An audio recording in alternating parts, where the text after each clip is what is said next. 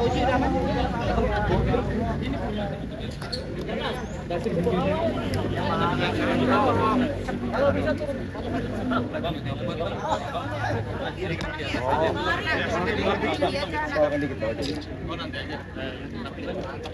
siap. Udah ya. Nggak usah nanya ya, aneh bicara dulu ya.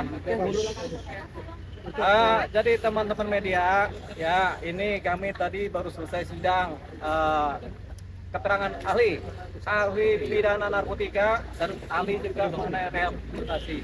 Di samping saya ada Pak Anang Iskandar, ya mantan kepala BNN yang akan bercerita banyak tentang hakikat seorang pengguna dan apa yang terbaik bagi seorang pengguna narkotika, ya yang kecanduan tentunya ya. Jadi tidak banyak bicara, silakan bertanya kepada Pak Anang Iskandar yang adalah mantan kepala BNN sejak tahun 2012 sampai dengan 2015.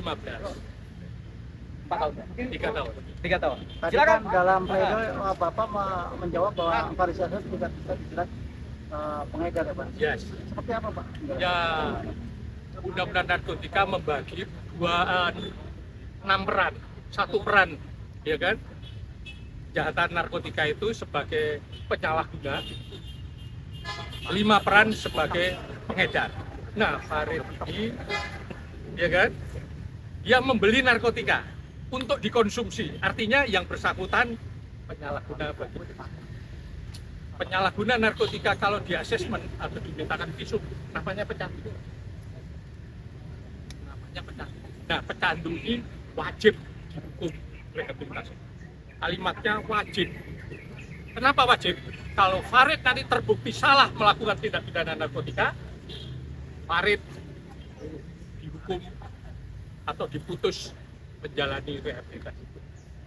Tapi kalau terbukti Farid nanti tidak bersalah melakukan tindak pidana narkotika, maka Farid ditetapkan. Faris ditetapkan oleh hakim menjalani rehabilitasi. Artinya rehabilitasi wajib, baik salah maupun tidak salah. Terhadap penyalahguna itu wajib direhabilitasi. Ya, terbukti salah, tetapi kalau menggunakan paradigma hukum pidana, maka kalau terbukti salah, penjara. Begitu masalahnya. Dan kalau tidak terbukti salah, dibebaskan. Itu hukum pidana. Sekali lagi, ya kan? Tadi sudah saya sampaikan sebagai saksi ahli bahwa pengadilan negeri itu berwenang hanya untuk perkara pidana dan perdata. Sedangkan perkara narkotika tidak ada kewenangan pengadilan negeri karena Undang-Undang Narkotika sumber hukumnya adalah konvensi internasional yang mengatur masalah narkotika sebagai obat. Ingat loh ya, narkotika sebagai obat. Penanggulangannya secara kesehatan dan secara pidana. Nah, terhadap penyalahguna seperti Farid, itu harus dilakukan pendekatan kesehatan. Tidak. Saya kasihan, umurnya udah tua, badannya habis. Itu membuktikan dia adalah pecandu. Dia tidak mikir makan, yang dipikir adalah bagaimana caranya secara rutin mengkonsumsi narkotika supaya dia tidak sakau. Karena narkotika itu obat. Kalau sakau dikasih narkotika, dia akan normal kembali. Nah ini, jadi pemahaman ini yang harus dimiliki oleh penegak hukum, mulai dari hakim, jaksa, dan penyidik. Bahwa pendekatan penyelesaian masalah narkotika, khususnya penyalahguna, menggunakan pendekatan kesehatan, tidak diperlukan pembicaraan. Kalau dipidana, negara itu rugi, kobol-kobol. Berapa biaya penyidikan, berapa biaya penuntutan, berapa biaya pengadilan, berapa biaya ngasih makan tahanan, berapa biaya membangun infrastruktur penegakan hukum, termasuk infrastruktur lapas.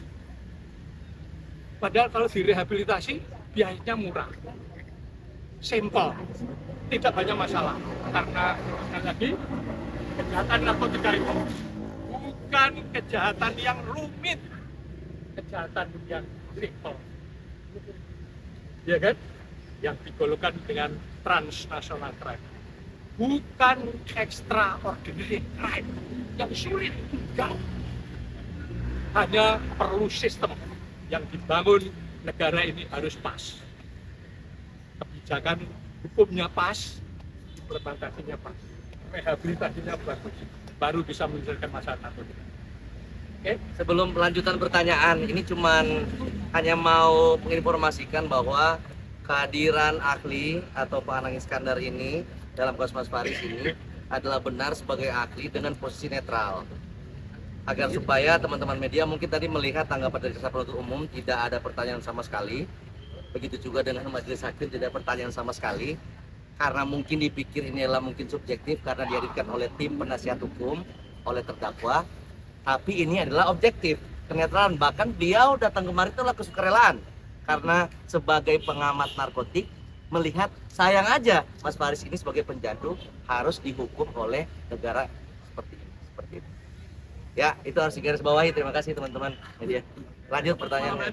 Cara hukumnya gimana Bang? Kenapa? Setelah mendatangkan ini. Setelah mendatangkan keterangan ahli, nanti ada penuntutan. Cuman kan tadi sudah disampaikan oleh saksi ahli bahwasanya status pengguna dan pengedar beda. Kalau pengguna tidak perlu disidang, ya. Kalau pengedar disidang dipidanakan, begitu. Memang belum ada khusus pengadilan narkotika, tapi pengadilan negeri berwenang untuk pengedar.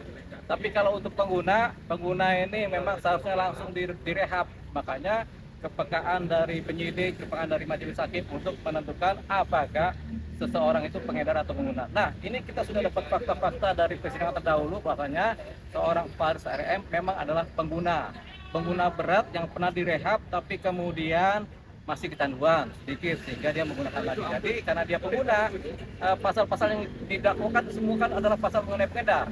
Pasal 114 pengedar, pasal 111 pengedar, pasal 112 pengedar. Sementara Faris RM adalah pengguna. Harapan kita penuntutan ini juga mengikuti pola-pola yang sudah ada dalam persidangan, bukti-bukti dan fakta-fakta sehingga tuntutannya harusnya lepas atau tuntutnya adalah rehabilitasi. Tapi itu harapan kami sebagai pengacara. Tapi kami berharap banyak kepada majelis hakim nanti ketika kita mengajukan pledoi dan permohonan untuk mengajukan rehabilitasi, ini kemudian mudah-mudahan harapannya diterima oleh majelis hakim berdasarkan fakta-fakta dan bukti-bukti yang ada. Nah, sidang selanjutnya adalah minggu depan tanggal 21 Juli itu mengenai penuntutan dari jaksa penuntut umum. Thank you. Terima kasih Bang. Bang.